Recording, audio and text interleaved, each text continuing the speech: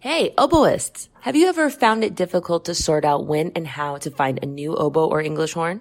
Oboe Chicago streamlines the process, providing personal and professional consultation and a large selection of lovely instruments. The process feels comfortable and thorough. Selection includes Leclair of Paris, Howarth of London, Covey oboes, and Fox products. For a credit of $100 towards shipping, mention Double Reed Dish when you call or email Shauna. For a current listing of Oboe Chicago's selection, please visit www.oboechicago.com. Hey, let's talk about Jenna Ingalls Reeds. She has built her business on providing high-quality handmade reeds, education, and a sympathetic ear to oboists across the country. When you order from Jenna Ingalls Reeds, you get prompt communication, reeds, or cane handcrafted to your specifications, and cheerful, friendly customer service. All orders are mailed within 1 week, sometimes much faster.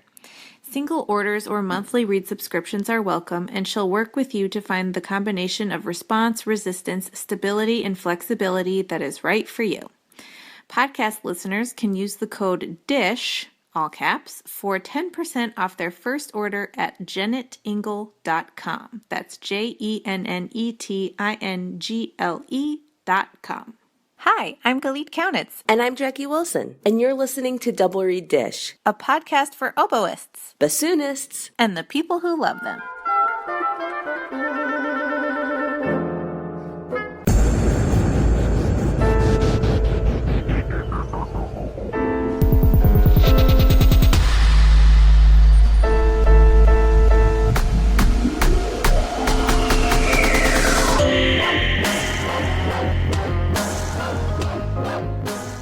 I'm in a good mood because it's spring break. Springtime I'm in Michigan. I was going to say springtime in Mississippi, but I'm not there right now. How is Michigan? Michigan is very cold. I try to go outside as little as possible because it's very cold. But in Mississippi right now, it is absolutely perfect weather. The flowers are blooming. We get a little rain shower every day. It's perfection. How are you spending your spring break? Well, similarly to you, but not because the weather's bad, just because I'm an introvert and I don't like to leave the house if I don't have to. Is that an introvert thing, or is that a different thing? Well, I think it's technically a recluse thing. But, staying at home, being in PJ pants, practicing and working on reeds to my heart's content, that type of thing, how I like to live my best life. Are you completely head to toe in leopard print right now? I'm not. I'm actually dressed for the day for a change. I went to lunch with a colleague and friend. Look at you. Earlier today. Yes, I was social. And I'm super excited because we're going to see each other here soon, just a little over a week. We are going to the University of Florida Double Reed Day to do a live podcast taping. It's going to be awesome. And I'm going to feed all of my bad reads to an alligator while I'm there. I am scared of alligators. I've been in Gainesville before and I was like, so is this really a thing? And they're like, yeah, it's really a thing. They're not unicorns. There are gators here. And I was like, okay. Jackie, alligators need good reeds too. Well, they can't have any of mine. But, we're holding back. We buried the lead. That's not our only upcoming live show. Ooh, we're so excited about this. Double Reed Dish is going to be live at IDRS in Tampa in July 2019. We are so excited, and you all should come watch us make complete fools of ourselves on stage. Oh my God. Can I tell the story about the last live podcast we did? Which, by the way, is released. If you want to listen to us to get a taste, a little sampling of what we're going to be offering in Tampa, you can listen to what we did at Miami of Ohio. And yeah, you have a little behind the scenes reveal that is not on the podcast episode. Thank God. So this was the first time that we had done like an hour to ourselves live podcast episode in front of an audience. And it went over like gangbusters. It was so fun and funny and amazing. And I loved it so much, but I was really nervous because we hadn't done this before. So right. We've done like behind the scenes, come up to the table, answer a question, not like live in front of a studio audience, you know. Right. So you and I are standing backstage while our host, Ryan Reynolds, introduces us. And you look at me and you're like, I am so proud of us. Look what we get to do. And we're having like an emotional moment. And I am pretty overwhelmed. And then we walk on stage and I walk directly into a chair.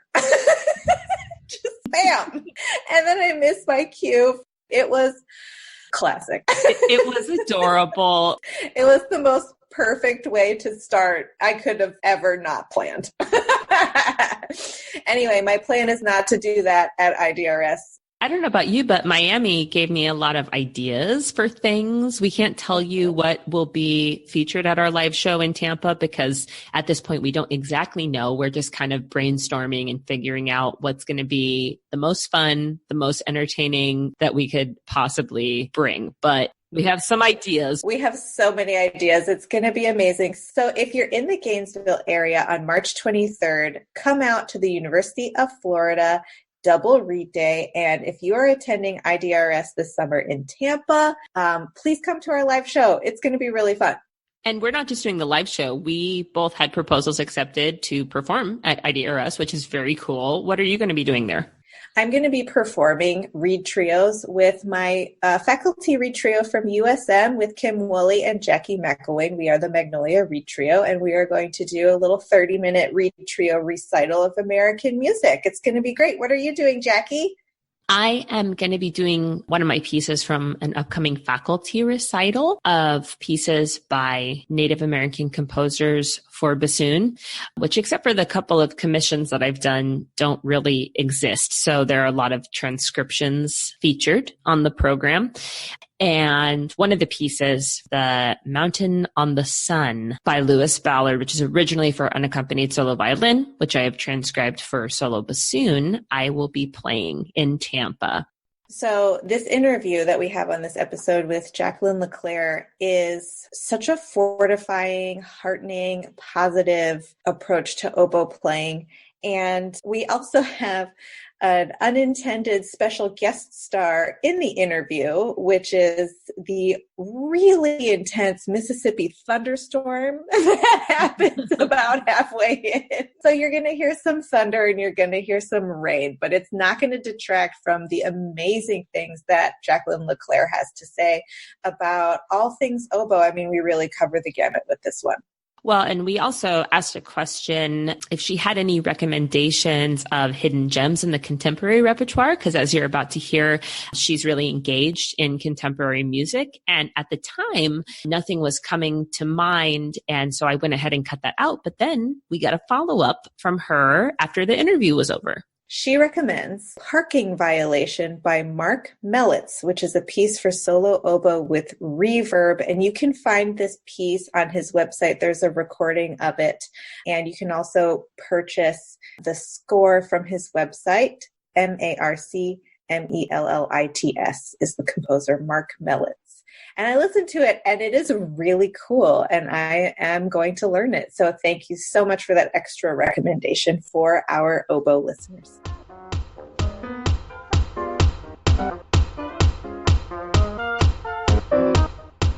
You know how we're always in the market for good quality handmade reeds? Well, MKL is the one-stop shop for handmade oboe reeds where you can try reeds from various makers and select the one that is best for you.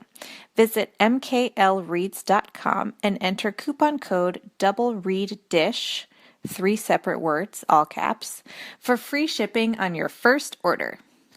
So we all know that Genda Industries is known for their reed knives, sharpening, and overall amazing quality in the double reed world. But there is so much more going on at Genda Industries. Did you know that you can get oboe and bassoon reeds from Genda Industries at the Artisan Mall? The Genda Industries Artisan Mall, it's like a farmer's market, and it's filled with talented, local, and regional reed makers selling their own reeds. It's a great way to try out some new reeds from new makers, and who knows, one day maybe your reeds will be for sale. Add the code DRDGenda, that's all capitals, no spaces, at checkout and get 10% off any Genda reed knife, maintenance kit, reed knife sharpening book, cutting block, and reed tool roll. Visit them at gendaindustries.com. Oh, and they're much more than just reed knives.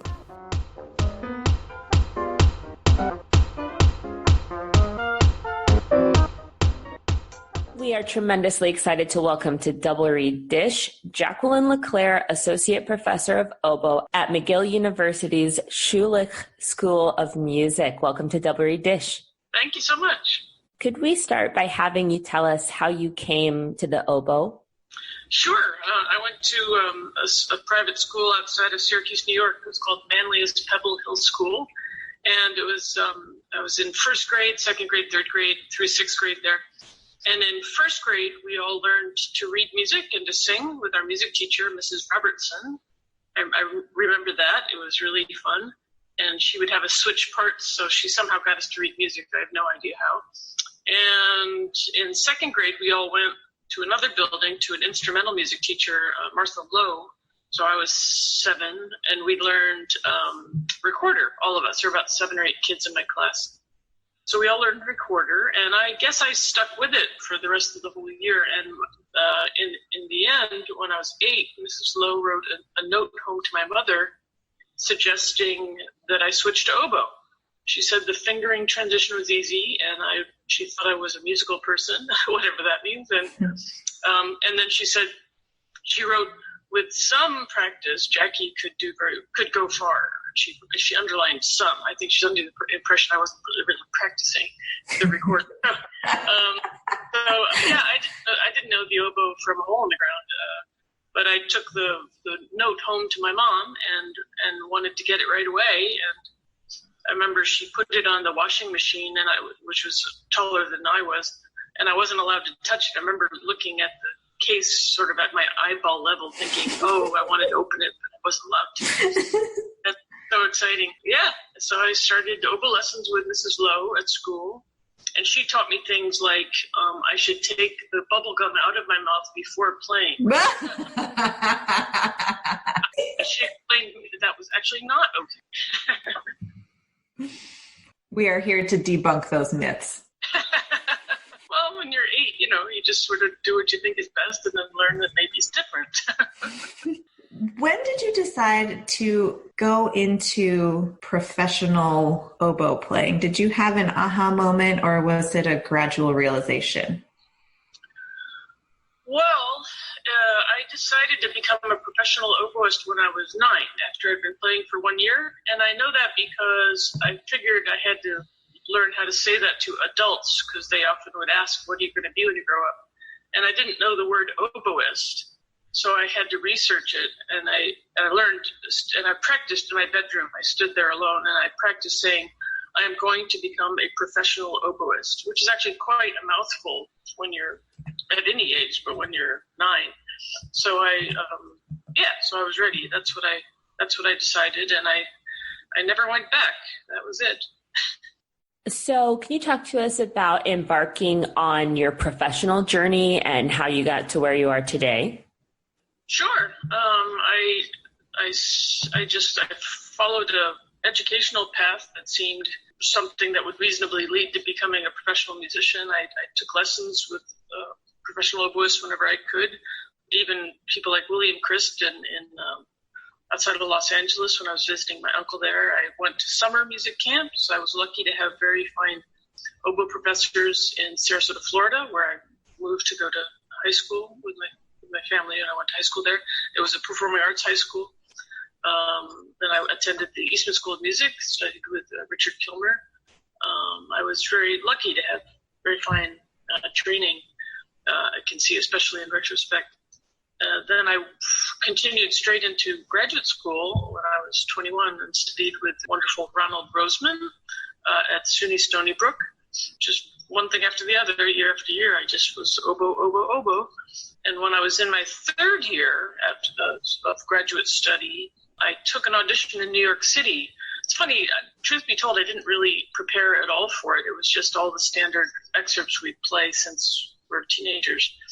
Tombo, and I think I played the Strauss Concerto exposition, and I won the job. It was for the orchestra in Oviedo, Spain.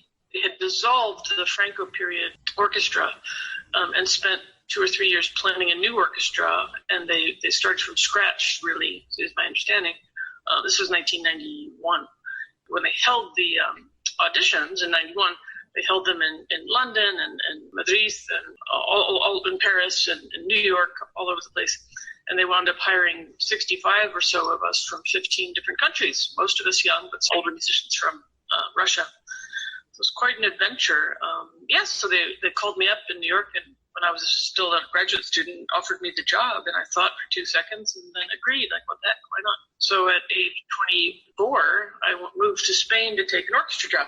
And I had always figured that was the pinnacle of success, getting a principal oboe job.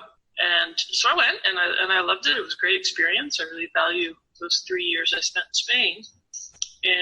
But I came to the realization that wasn't really enough. That wasn't really a good fit for me. As much as I love orchestra, and it's wonderful repertoire and all of that, I really craved a variety of music experience, especially chamber music, solo, contemporary music. I really thrive. I came to realize I really would thrive best in with a mix of challenges as an artist. So I made the decision to move to New York City. I figured, where else do I go? I'm American. And so I kind of went as a kind of a pilgrim to New York City to see what I could do. And eventually started freelancing. I had some friends there from graduate school and from undergrad, and formed a wind quintet. And we got together as a wind quintet, motivated by interest in new music, and to get together at Juilliard or at Manhattan School of Music, and where some of them were still students, to read through new quintets. But our horn player at the time, Greg Evans, dear friend of mine, he got us contracts with Midori and Friends Foundation and with Carnegie Hall Neighborhood Concert Series. So we actually did a lot of work and even recitals as a wind quintet. We were called the Vanguard Chamber Players. And that we played together for years. It was wonderful. And other freelancing. And just as freelancing works, one thing leads to another. And I freelanced in New York City and started teaching. I started teaching when I was about 27 years old at Mannes College in the preparatory division. And I discovered that, I didn't know how to teach. Therefore, I needed to learn how to teach. And then once I did learn how to teach pretty well, I decided it's wonderful. It's rewarding. It's challenging. It's interesting. And I was learning a lot. So I continued studying pedagogy, and eventually decided after I was in New York about 10 years, I realized, I love this. I'm completely happy. It's very fulfilling freelancing in New York City. I never want to leave. And I thought to myself, aha, now would be a smart time to leave, sort of in a sense, cash in my chips. I had a lot of experience and had cultivated this rather unexpected love for teaching.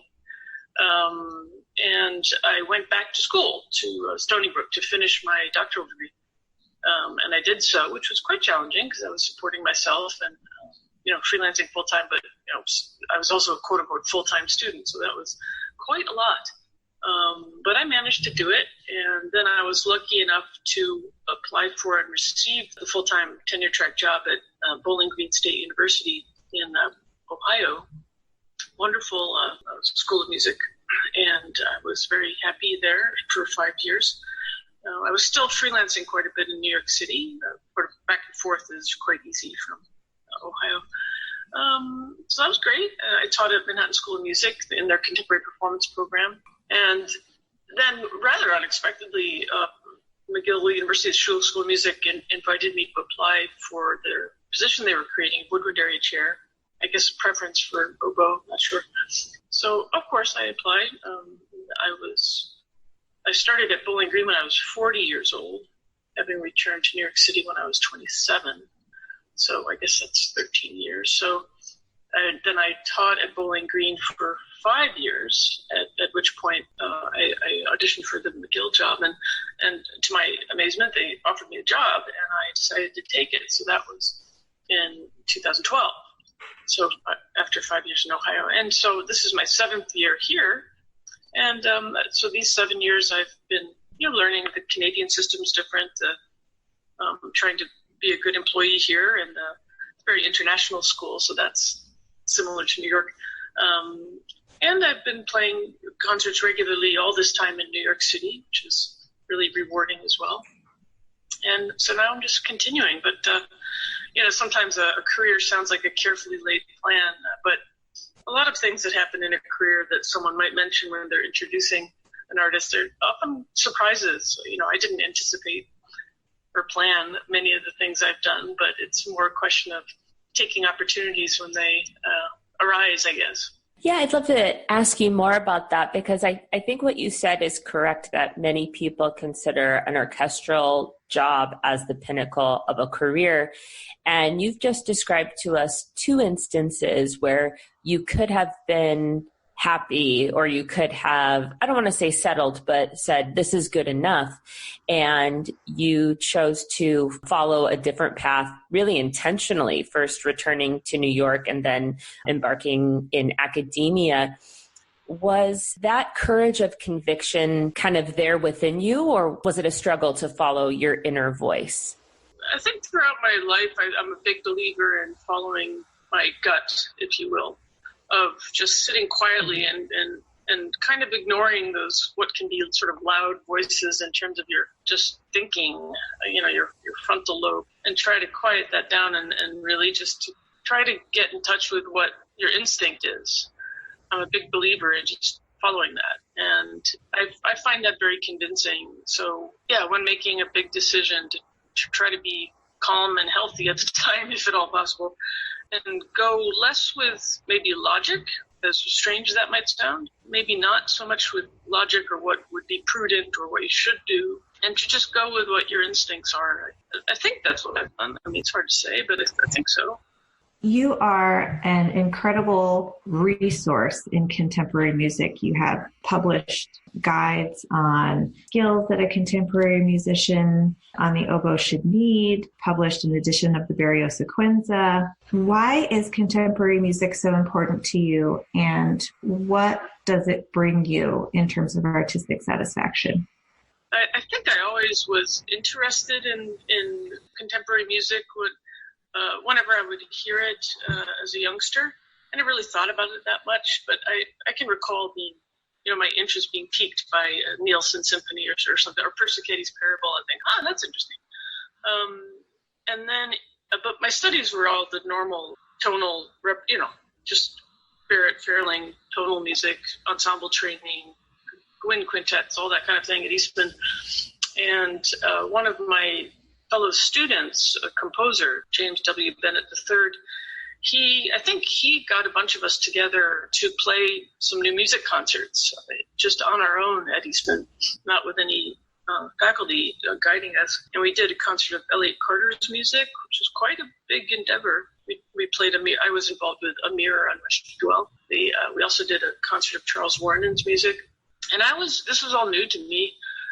It was really the brainchild of this composition student, and we got very enthusiastic about it. And I found it very interesting, and I was curious and interested to see how I could do the things that the music was asking me to do. A mirror on which Duell has a high A and multiphonics and so on in this fast little inventive movement called Sandpiper.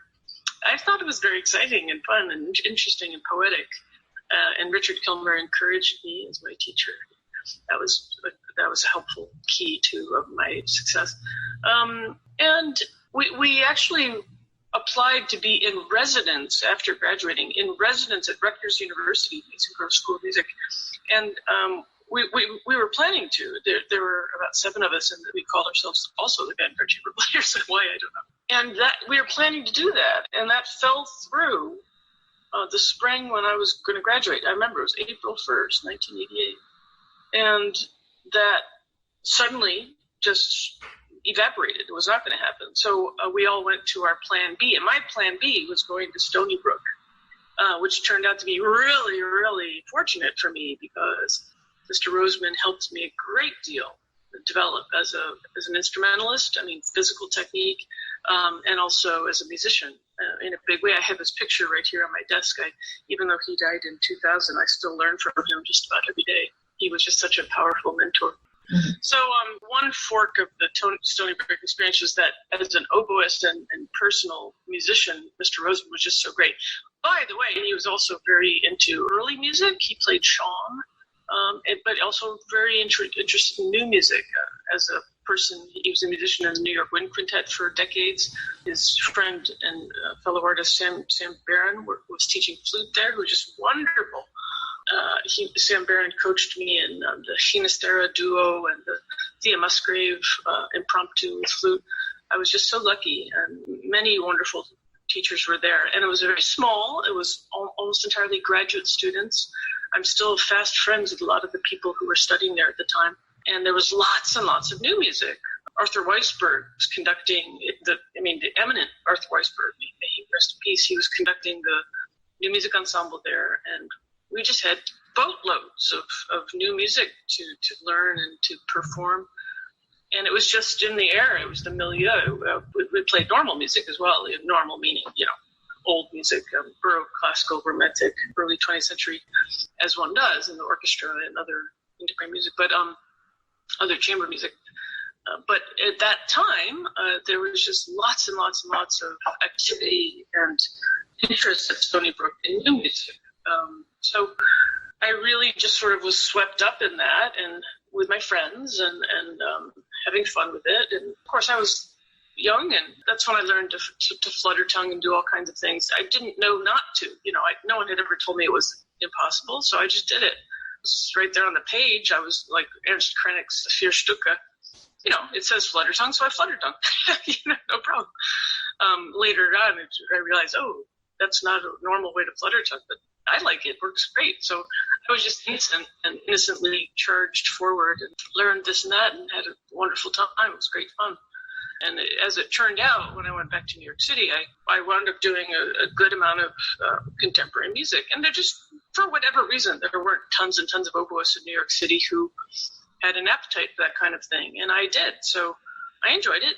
I didn't plan it. I thought maybe I'd work on Broadway shows, and eventually I did some Broadway shows, but it just turned out that I played a lot of contemporary music, and of course recordings are often needed because the work is new. They're often premiered at that time in the early and mid-90s, or mid-90s, late 90s, I should say. The New York Times and Wall Street Journal, for example, were very interested in the kinds of concerts I and my colleagues were playing. So we were often reviewed in the New York Times. It was a great time. We ran the ensembles, we wrote the newsletters, we raised the money, we applied for grants from the government, from private foundations, we rented the halls, we commissioned the composers, we bought food for the reception. It was just a DIY period of time, not making a lot of money, but making a lot of art and making a lot of passionate culture and friendship. So it was wonderful. And then, I guess I kind of became aware that not a lot of people were comfortable. By people, I mean oboists.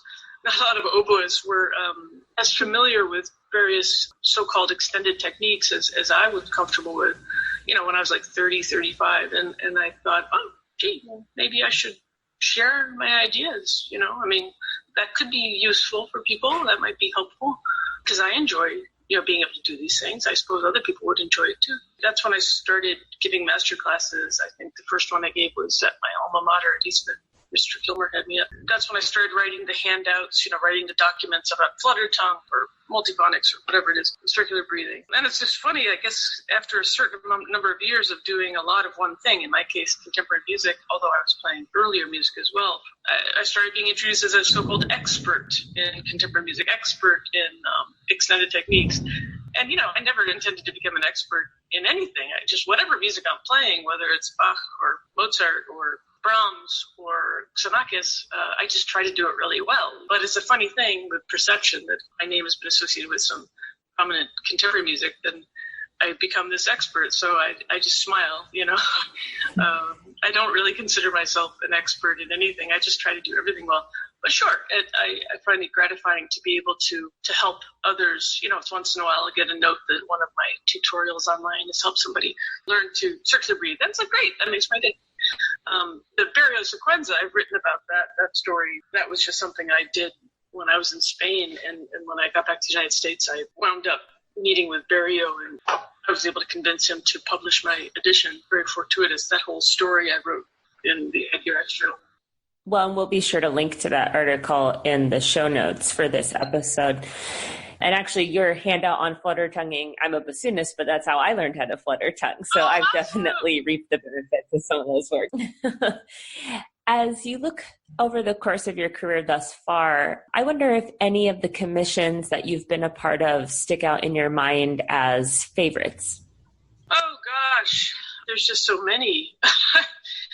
I coordinated the commission of the Bernard Rands solo, Memo 8, to honor Richard Kilmer's. It had been, 20 years at that time. His first 20 years at the Eastman School of Music. He's finished 35 years now. He's still teaching. But at that time, I had worked with Bernard Rand's wonderful Welsh-American composer. And he has a series, not unlike his friend Luciano Berio. He also has a series of solo pieces called Memos. Over coffee and so on, he expressed an interest in writing one for oboe. And I thought, what a great opportunity. Maybe I could use that opportunity to honor Mr. Kilmer, one of my two main mentors, who's just so great for it's almost like a family of us who studied oboe with him at the Eastman School of Music.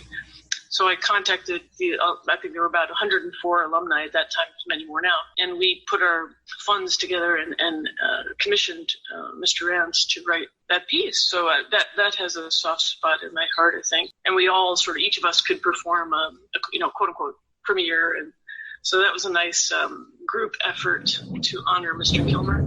But yeah, there's so many. Gosh, if you gave me a pencil and paper and asked me to start writing them all down, I'm sure it would be a task. If there is a listener listening to you right now talk about the joys of contemporary music and they haven't dived in yet, where is a good place for them to begin? Well, it's the same today as it was in the 1700s, where musicians knew composers knew people. They have a beer or coffee at a cafe and just talk about it, and they agree to write a piece and play the piece, and it's really friendship and camaraderie and community. To my way of thinking, there are now I'm 52 years old, and there's people I've been playing a lot of new music with for probably 30 years. Well, 25 years, I suppose. 25 years. And I would say we share really a love for each other. It's not just camaraderie or something. There's kind of a deep love that we share.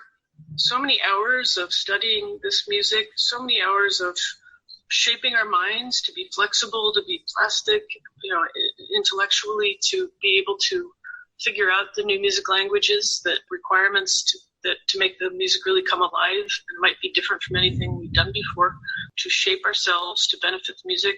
It's hard work, but it's very fun, interesting work.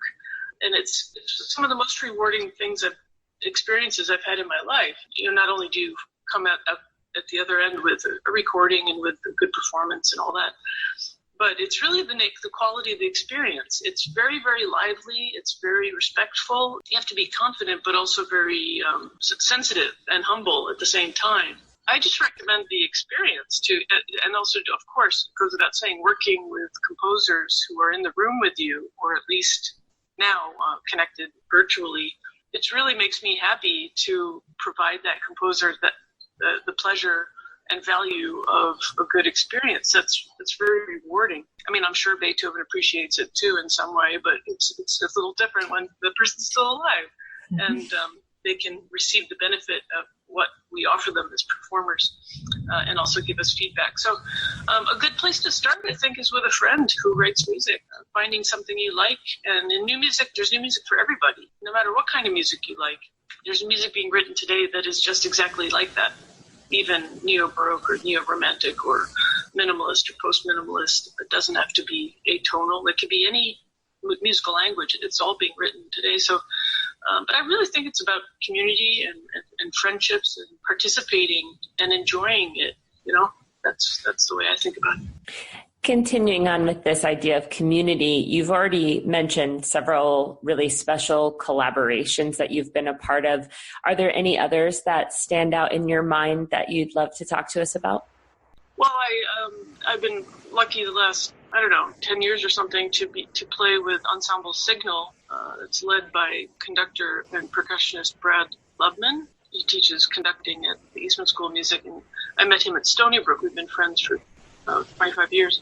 And Ensemble Signal does a few concerts every year, and a lot of them include oboe, and I'm happy to play with them when I can. And we collaborate with Steve Reich, which is a great pleasure. Brad and Steve Reich are very good friends.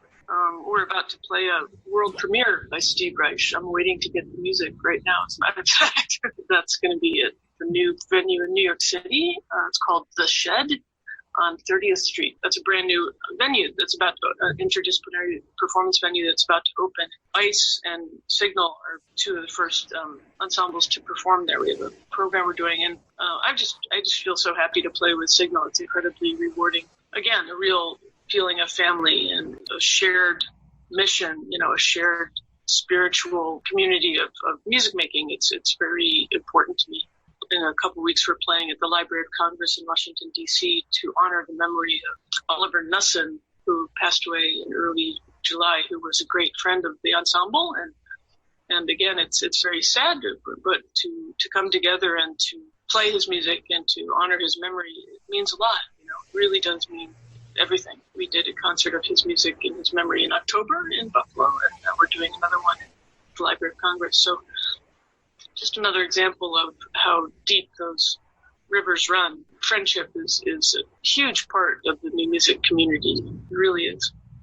What is the best reed making advice that you give to your students, or maybe the best reed making advice that you have received? I started making reeds when I was about 10 years old. I started very, very young. And so by the time I was 13, I was making reeds on my own. I didn't really think a whole lot about it. I think I always enjoyed it.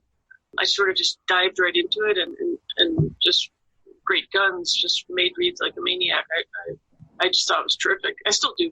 I love reed making. It's one of my most favorite things to do. I don't do it a lot because, one has to practice the oboe and English horn. But when I do make reeds, I just love it. So I normally make reeds at the end of the day when I can't practice anymore. Then I'll just do, 50 minutes or so, an hour of reed making before I go home. But again, not every day. And sometimes weeks go by, I don't do reed making because I already have all the reed making. So advice, if I were to give advice, I would advise to be wary of myths. As brilliant as everyone in our community is, some of us believe things that aren't true. And I think life is challenging enough sticking to things that are true. So to be wary of myths and to be extremely logical and joyful as you make reeds. But when you take the knife or whatever it is, usually a knife, and make a change on a reed, to be very, very logical. And the reed needs to vibrate more or less, and this is what I'm going to do, and that's what the result's going to be. And then try it. Is that the case? And to be as super, super consistent as possible. I try to approach reed making the way maybe Rolls-Royce approaches car making. I want a really good result at the end. And in order to do that, I want to control all the variables as much as I possibly can. I can't control the piece of dried grass that we make the reed out of, the cane, but I can do everything I possibly can to control the processing of it and the other equipment. My approach to reed making, and if anybody would care to interpret this advice, is to be very happy about it, to get the best possible equipment and supplies you can, to be super logical and consistent, and to do it with a smile on your face, except when you're playing, don't smile. And make a lot of reeds. I'm looking at my desk here. I have a ton of reeds, so hopefully, knock on wood, no matter what happens, you've got at least a good reed. But it's a source of great pleasure in my life, and I love showing people how to make reeds. When you are listening to auditions for people who want to study with you at McGill, a very renowned music school, What makes a student stick out as interesting and makes you intrigued to work with them? How do you decide who to accept into your degree programs? It means a lot that someone is interested in applying, and I think of course, it goes without saying, it's a big plus if someone has a skill on the instrument and can play, and if they're making their own reeds, terrific. But if they're not, people can learn reed making very, very quickly. I think what is a big deal is someone seems interested and curious and eager and positive and has some imagination of what the oboe might be for them in the future, which could be a portfolio career. It could be a career in sound recording that they want to play the oboe. Could be a career in science, but they love playing the oboe and will take that into the rest of their lives with them. Or could be they want to try to get an orchestra job. It's all fantastic. And really, for me, to have a certain level of skill is great. But having the attitude that seems like reflective of those positive qualities that make for a beautiful life in music, openness, flexibility, sweetness, working hard, enjoying work. I'm happiest when I'm working, really. So those qualities kind of shine and are a real plus in my view. So piggybacking off of loving to work, what do you do to find balance for the times that maybe you shouldn't be working all the time? Do you have any activities that you use to relax? I do confess I probably work too much. I really do. I really do love work. The idea of facilitating the path for students and helping them advance quickly and to have a good experience. Any benefit I can offer students, I find that really, really inspiring and really very motivating. So I find myself working probably more than is normal, and I'm very happy doing it. But I think it's also very important to be healthy, both mentally as much as possible and physically as much as possible. So to walk a great deal when it's possible. In Montreal, it's a little hard in the winter, but that's okay. To exercise, and I enjoy doing what I can in creative ways to find good food to eat, which sounds like a pretty basic thing to say, but I think that's important too, to be as wise as one can be to keep the body and mind functioning well, because the body is your primary musical instrument. The oboe or the English horn is a secondary instrument. It's the body that makes the music in the mind. So to every day to do it what's possible to thrive so that when you do pick up the oboe, when you do sit down and make reeds, you feel really, really good. As someone who has to learn very difficult music, I'm interested in how you approach practice, either how you structure practice across your day, or if there are any particular approaches to learning, especially something that maybe you didn't grow up playing, you're encountering for the first time. I'd love to hear your approach to that. To resist the urge to just jump in and start playing it the way it goes, that in my view is probably a mistake. I know the music is right there on the stand. I know I can pick up my oboe. I know I could start threshing through it. It's not a good idea because it could lack thoughtfulness. So first understand who wrote the piece, why they wrote the piece, and to if at all possible, get the score and try to figure out what the piece is all about, what's going on. And increasingly that's possible with PDFs online and so on. To really sort of get the why of the piece. What's the reason for this work? What's going on with it? How 3D and Technicolor of a imagination of the piece can I have? And then examine my part, hopefully in relationship to the other parts, and to get a sense of what's there. And if there's anything that jumps out as, oh, it might be challenging, or, oh, that's a complex rhythm, or, oh, that's a multiphonic that has the wrong fingering or something, then to resist any possibility of having a negative feeling about it. And if anything in the piece pushes that button like, oh, it looks scary, then that's my signal to love that part the best and to pull it apart and make it manageable and find a way to be successful with it. That is the primary tenet of good practice: success. Find a way to experience success with whatever it is. No negative feelings, no fear, absolutely no fear. Anything on any page, with very few exceptions, can be done successfully if you approach it right. And then once it may be playing the first note. Okay, well, don't worry about the second note. Play the first note. And then there you go. That's successful. Very good. Now let's go on. And to build on success.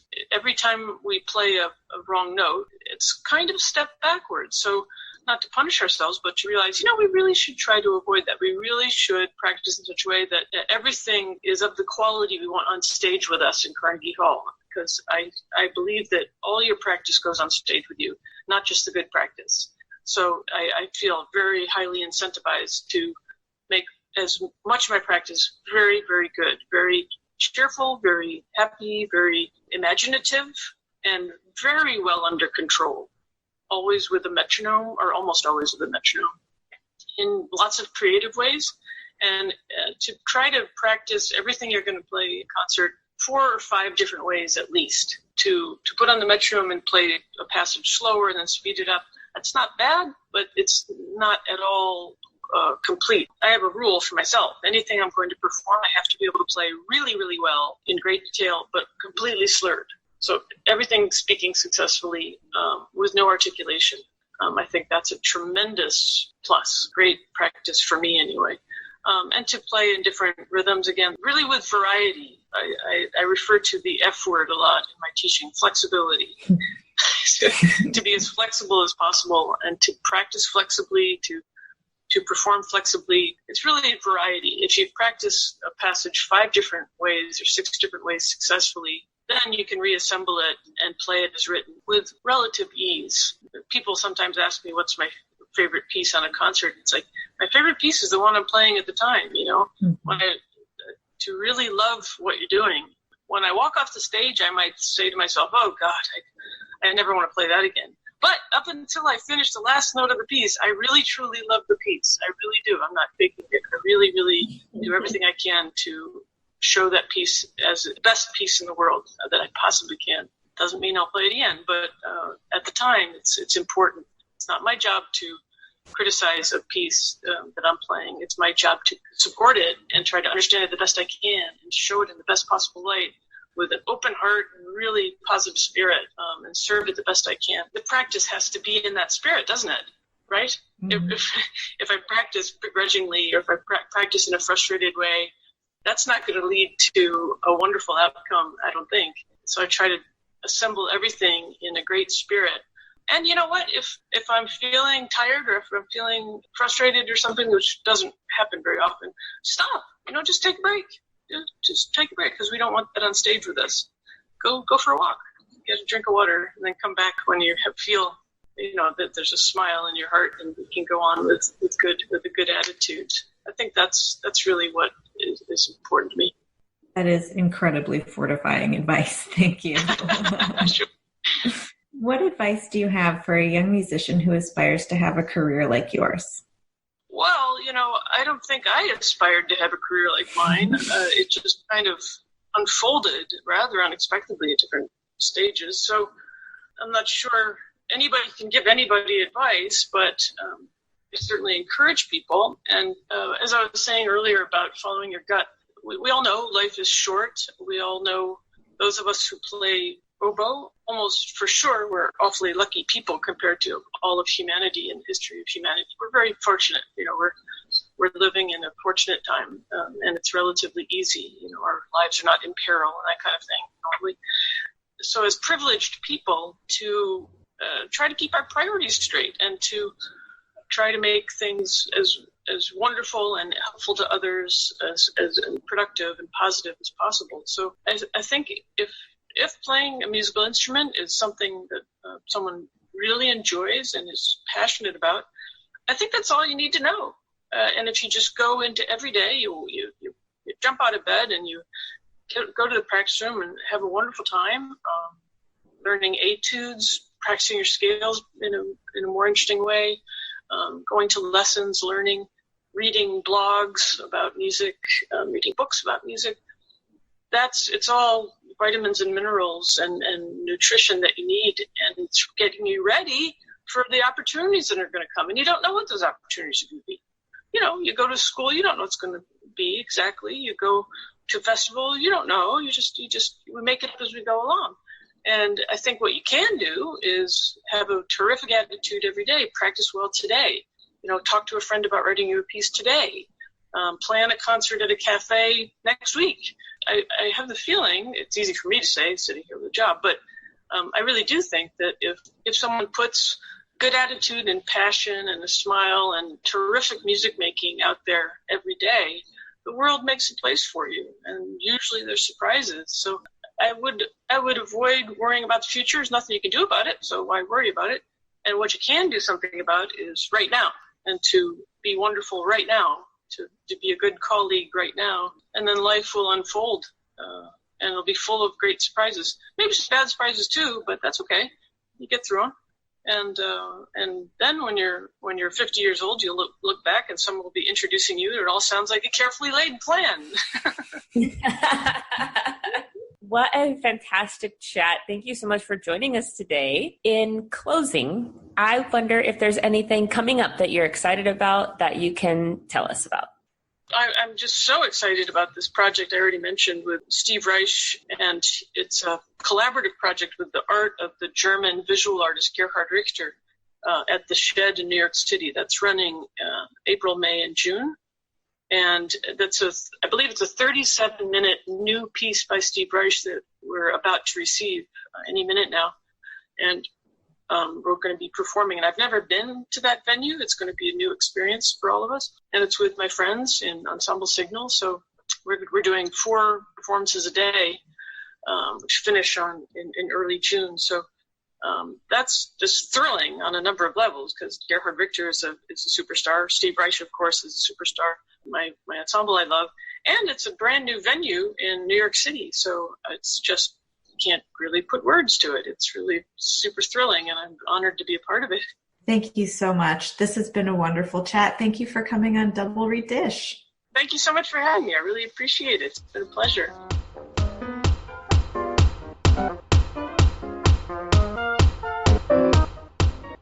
Thank you so much for joining us for this episode. Several of you have rated and commented on iTunes, which we appreciate so much. If you haven't yet, go ahead and do that for us. And keep in mind, you can get us on Apple Podcast, Google Play, YouTube, anywhere that you get your podcast, SoundCloud.